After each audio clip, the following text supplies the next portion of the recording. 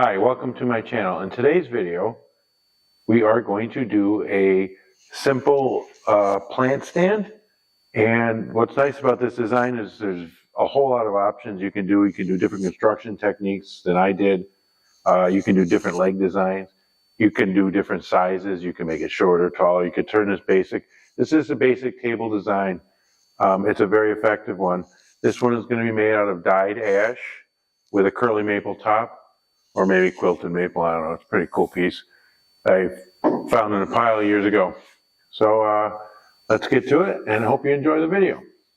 Oftentimes I have scraps left over from other jobs, and what I will tend to do is I will just come up with projects to use up the scraps and make something useful.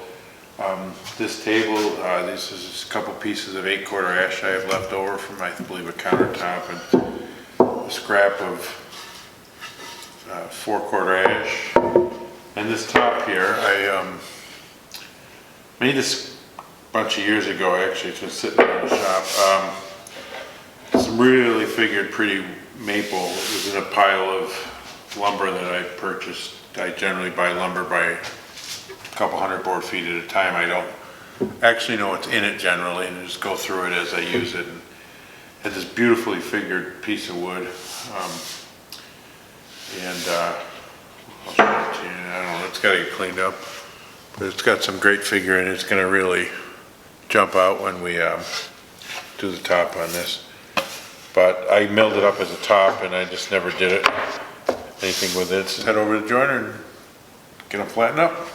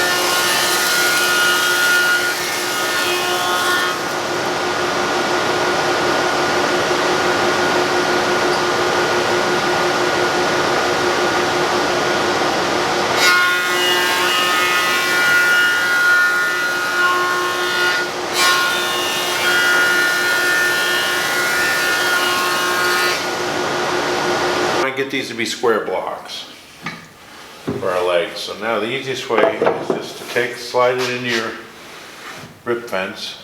Just kind of sort of get it right there. Perfect. Now the blade's a little low, so we'll crank it up a little bit. Get it up high enough. Good to go. We just need a push stick.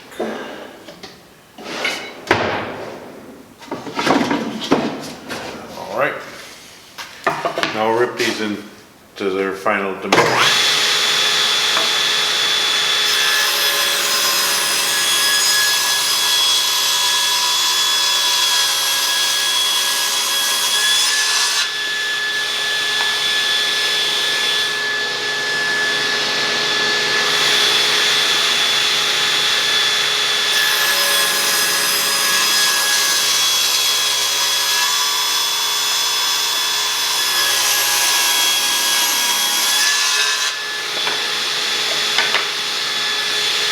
So off camera, I ran these and the legs to the wide belt sander real quick, and I cut these to length. I generally tend to cut them to length of the bigger block and then rip them in half, or rip the pieces off that I needed. It keeps it easier. I use a stop on my other saw anyway. But when you do it this way, if you cut square, your pieces will be the perfect size for you. And then it's just quick to easy. So now we're just gonna rip these in half real quick and rip them down the dimension that we need, which I believe is 3 inches. 3 inches. Check our height. Our height is good. And let's rip these real quick.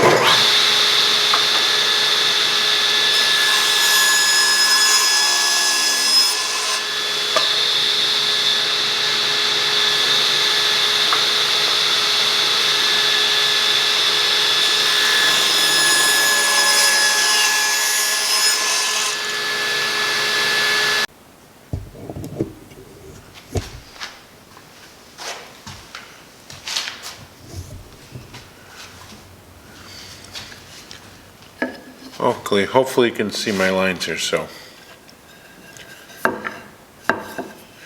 what I have done here, I've laid everything out. This is where our mortise is going to be, where I've sketched in here. We'll set up the machine in a minute. And then in this, I've got to still make out our piece here. So I've already laid out our mortise in this side here. And now what I'm going to show you is easiest way here. So here's our mortise, and I've extended the lines a little bit. So now I have the side line. This is our setback line. So this is the way the piece is going to sit in reality, with this spacing here. So now what I can do is I can come in here and I can mark this here like this, mark like that. So now I know our height of our line. And now I just got to make sure that the piece is actually, this is actually backwards, but let's try this again. Oh, there's that one's laid out there. So now I've got our 2 lines there. What I can do is I can do it with my finger. So once you set the height of one of them, they're all the same. So I can do my finger like that, because that's where that line is, and it's short enough where it's okay. I can do my finger here, running your finger right along the edge here, and that's all you need. And now what you're going to want to do is you want to lay out our other lines, which is right here, and we're going to go right here. And remember that we've overcut this about 1/8 of an inch, so it gives us a little bit of play. So now that we've got all this set up, so now we know where this is going to be. So now we're going to lay out. And now knowing this, all 4 of these or 8 of these mortises are going to be exactly the same. So what we'll do is we'll set it up whichever way we set it up, we'll just flip them around, and that's the way it'll work. So now it's off to the slot mortiser. So the machine's already set up. So we're gonna slide this down here. We gotta double check and make sure we have an X up here. We don't want to cut on an X side because we want to double. So we're gonna set that right here, lock it down. And being that the machine is set already, it's quick and easy. It'll cut our mortise, and it'll watch how it cuts right in and cuts our mortise for us.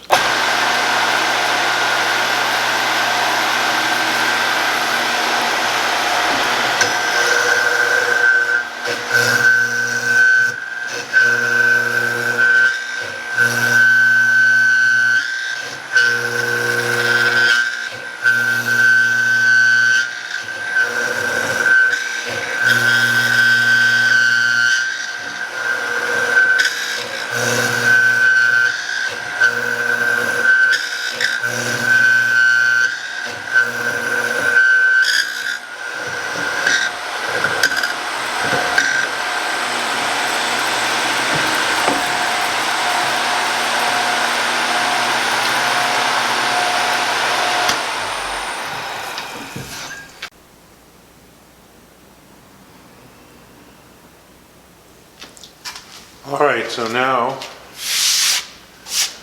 we've reversed our piece to do the second mortise in the leg. So I've set the machine up backwards and I put a new mark down here. And now we're going to run this way here to see how it's set exactly the same dimension. And now we are ready to go, and we will cut this real quick.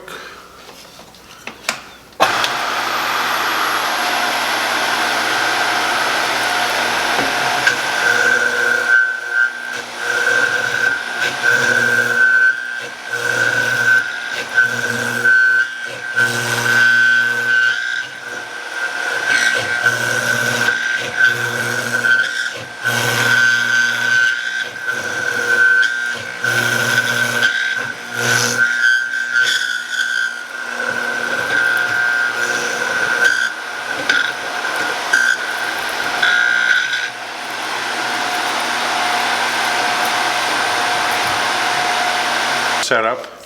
We're ready to go for the stretchers. See how quick and easy this is?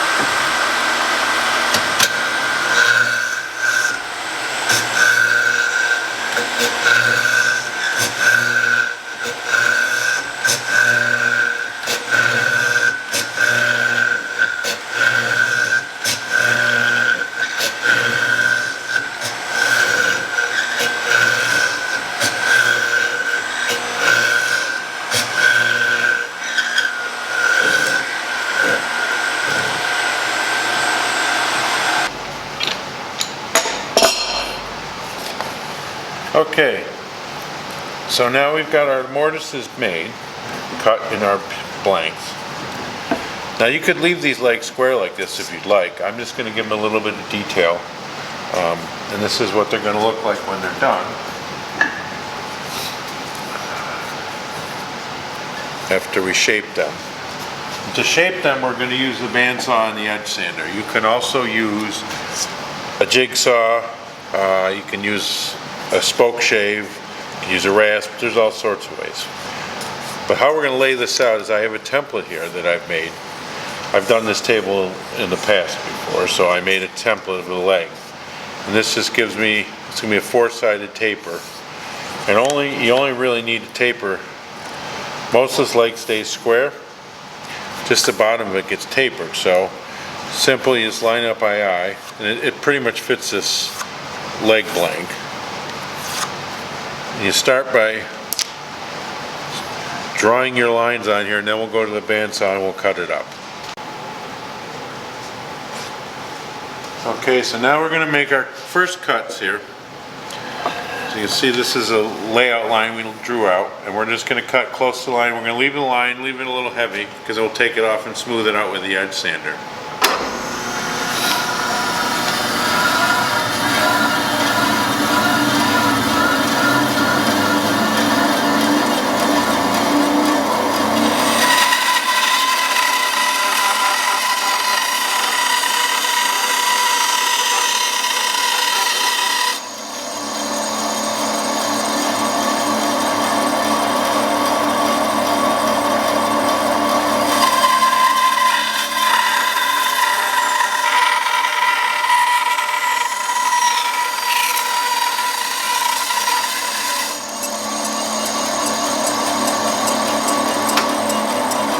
That's all it is. Now you could take this down with a spoke shave as well. I'm going to do it on the edge sander because it's a little bit quicker. But but see, just leave the line and it'll come right off when you do your final shaping. We're gonna do the final shaping for this side, and then we'll come back and we'll do the other profile to make it thinner.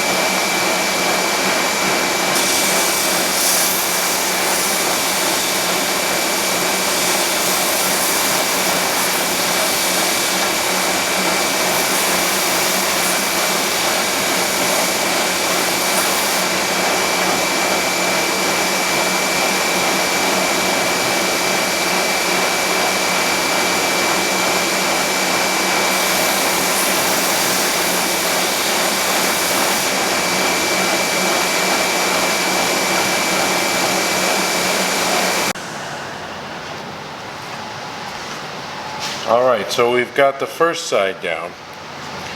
So now we need to lay out the second side. Now you could do them all at once, but I generally do it two separate processes, because when you come in here with the bandsaw, you're going to cut your lines off anyway. So I just figure it's easier to do it this way. Now we're going to lay our template back on here. Now we got a problem. So now it's up here. And one of the reasons I use a 1/4 inch for this is so we can do exactly what we're going to do. So let's give it a quick clamping. It doesn't have to be exact. And we can kind of adjust this where we want it. And now we just hold our template. Now it'll press down. And it will easily make your lines. And here we go. So now our lines are on here.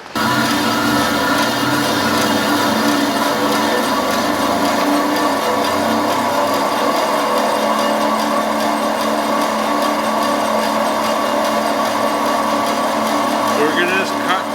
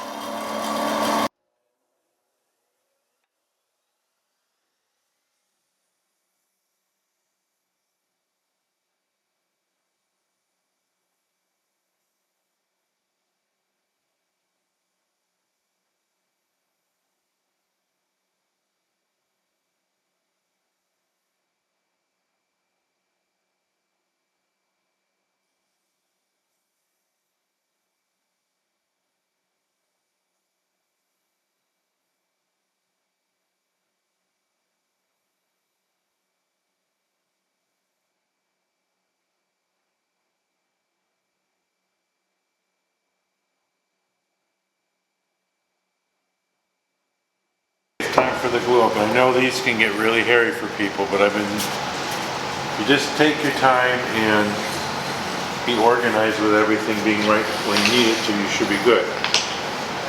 You have plenty of time to put this together. So we'll start with glue. I put it in a bowl. I'm doing these, it's just easier. All you gotta do is you put glue on here and you smear it in. Try to keep the glue off the edge there. Now you can also kind of squirt it in here. Now you don't need much glue at this point because remember your glue brush has got glue on it already. Just get both the surfaces smeared around. So I like to tap these in with a mallet.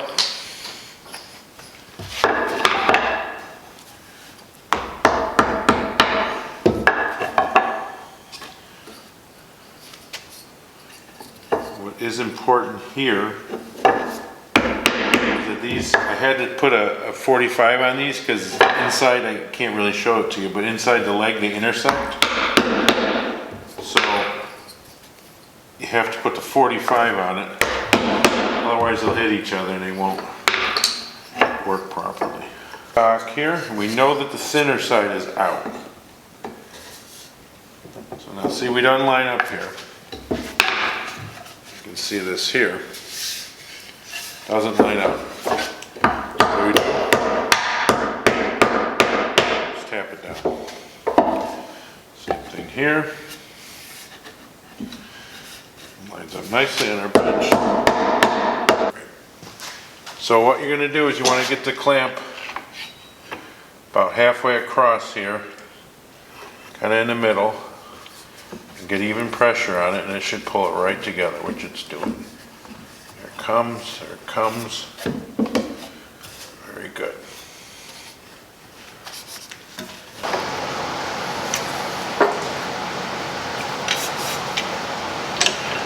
Pull this together.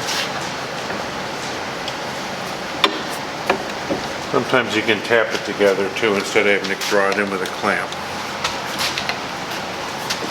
It will draw in, as you can, I don't know if you can see it drawing in, but it is coming in. Nice and tight. Again, slight gap there, so we'll pull our pressure out. So the pressure is even in the right spot. You'll have. It's good. We got no glue squeeze out, which is excellent. Nice tight joints, perfectly nice and flat. Now we just got to check it for square because we want to make sure that it's square. Check it for square, we check the diagonals. Now normally we can measure on the outside, but that's kind of difficult. So we just measure from this point here to this point here. Hopefully you can see what I'm doing. We're 14 1/4 here. And this, as long as they're equal, you're good. Now I'm 14 3/16 there. I'm at 1/16 of an inch on a square. No, we're perfect. This is 3/16 too. So now our glue up is complete. Our table is done, and we're good to go. All right. So the next step into building this plant stand is going to be we got to put some dye into it. What we're going to use today is a bright purple dye. It's a water-based dye. It's just trans tint dye. You can get it on Amazon or I think Woodcraft sells it. It's something hard to get. Bright purple. You might need a couple coats. And a couple ways I do this is that'll work. There we go. You just want to put it on, and this is not really a wiping stain type thing. You don't need to really. I start from the inside usually. What's nice about these dyes is you can layer them, so to get more color, deeper color, you put more coats on. It's not as much as a wiping, like a wiping stain where you would you put it on and you wipe it off to even out the color. These kind of just set on and dry off, and you can wipe them. The inside here, I'm just kind of throwing it on here. We'll get to it. I always start from the inside. It's just easier to work from inside to out. So I'm putting this on here. Now we'll start to do over here. Do the legs. This foam brush I have is probably too big, but so we'll just brush up the legs here, and you want to try to keep it long, even stroke here. I'll put a second coat on this. Let's see here. Just get a little here. Now here you just want to just kind of hit it there. The dyes are really nice, but they are a little more work to get even. Because like I said, the wiping stains, you just throw the wiping stain on, and like this here, it's not going to be even. And you can blend it out sometimes. I'm not going to do it on this one, but you can do a tinted finish.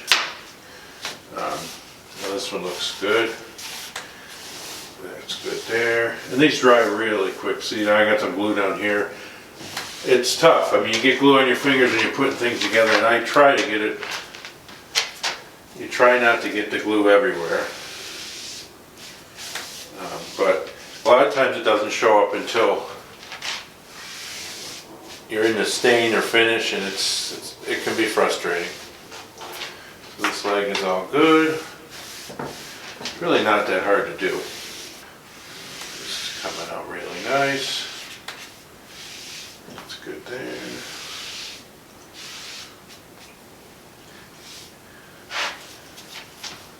You see it down here.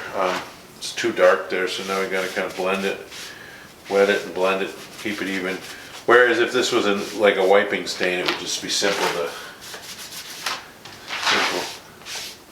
And you kind of just get a couple coats on it to get it to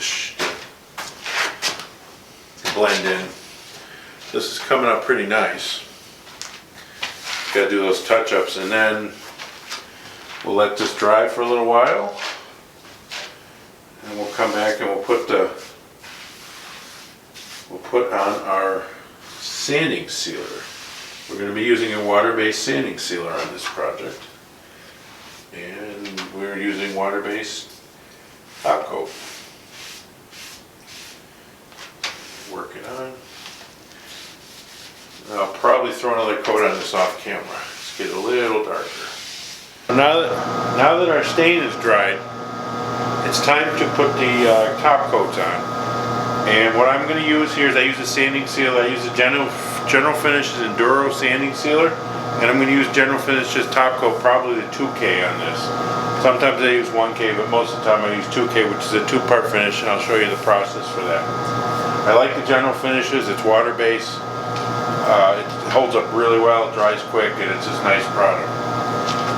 So let me show you. We're going to spray a quick first coat on here. And we're just using just a regular gun with a hose. I don't use anything fancy. Get our pattern right. I don't know if you can hear me. Well, again, start from the inside.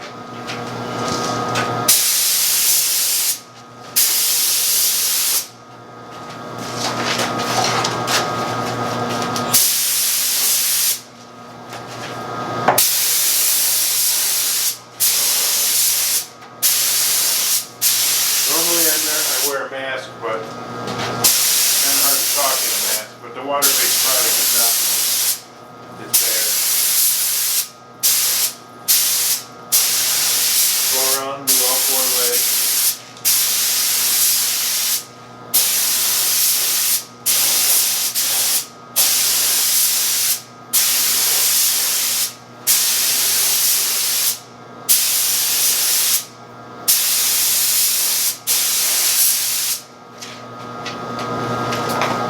And that's all there is to it. And we'll let that dry for a few minutes. I will put on stained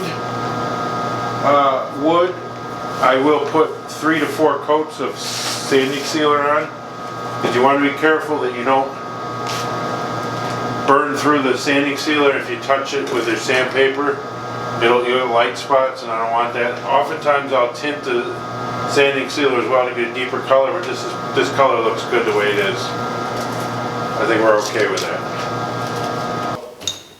I have to do the top, and this is going to be the top. It's a really pretty piece of curly maple I had in a pile of wood. I cut it up and made this top out of. And now I got to figure out exactly what I want to do with it. Don't think I want to leave it square. Looks like it's a little too big for this table, and I've got to figure it out. The reason I waited till after I got some color on this base is so I know it's going to contrast and I can see what's going on and go from there. So I just have to figure out exactly where I want to go with this. I'm thinking it wants to go about there. And then what's the profile going to be? Are we going to leave it square? I don't know. At first I thought about doing an angled chamfer here, but I'm thinking about I want to pick up on the curve of the bottom of the leg, so I think we're going to go with a round over. So I believe I'm going to do some sort of round over and maybe break the edge. I'll see how that looks. I don't know if this is the right round over or not, but I can do this one first. I'll cut this to size. We'll do this one first and we'll see if we like it, and then we'll go from there. This is what's great about this design, is there's so many different variables you can do. it's a simple table, but you can do something as a square leg, a tapered leg, and I just did these kind of little hooked in legs, so kind of gives it a little bit of a lightness to it and lifting itself up. But it's just it's a basic form that you can start with that will allow you to do many different things.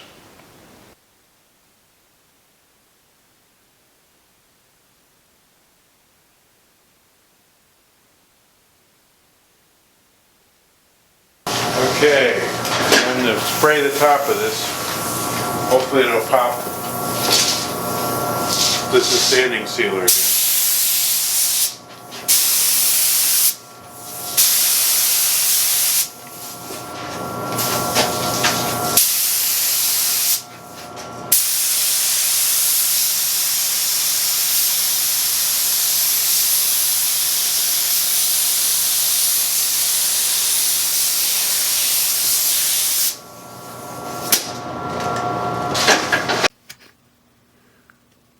Here is our finished table. It's a very simple design. It gives you a lot of options. Beautiful quilted maple top.